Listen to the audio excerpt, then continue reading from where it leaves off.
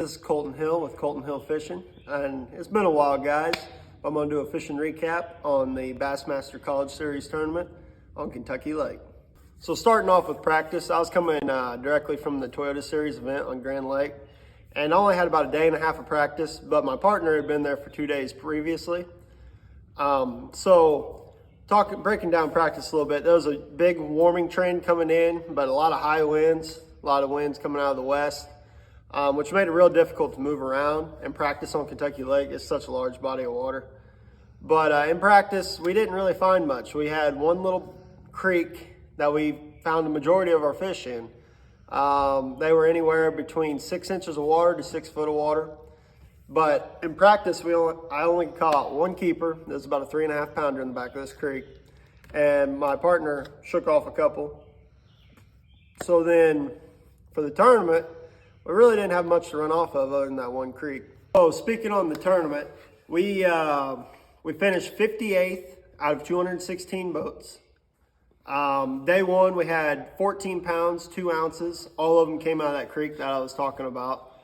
And day two, we caught 14 pounds, 15 ounces. So a little bit better day. Not really what we were needing. We needed one of those 17, 18 pound bags to even have a chance at qualifying this week. But we never got that real big kicker bite, that 5+ pound bite.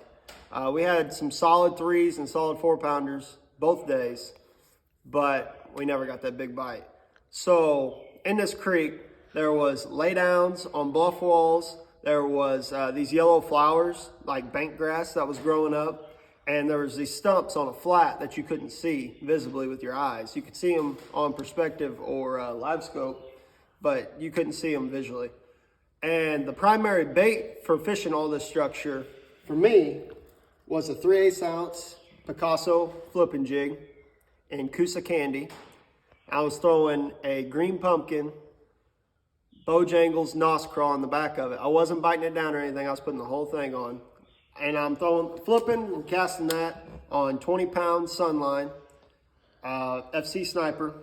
I was throwing it on a Poison Adrena 7.3 medium heavy and a 7.5 speed Hyper Mag by Luz.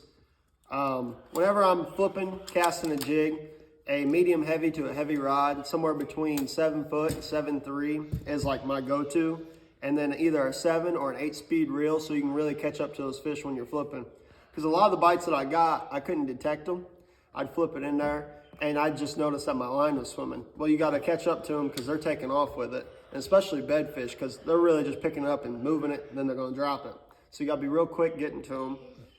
And that Picasso jig is phenomenal. It's great for wood, for grass, rock. It doesn't matter. You can tell this one's pretty beat up. It's all chrome headed.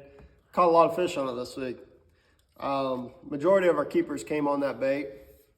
And that Bojangles Nos Crawl is nice and subtle, has a good kicking action to it, but it's not too much to where it would, for the water temp, to where they wouldn't want to react to it. Secondly, there's not too much plastic there that they can pick it up and move it out without getting the whole bait, which is real key when fishing for bedfish. This is Colton Hill with Colton Hill Fishing. I'm signing off. This was the Kentucky Lake tournament recap. Thank you.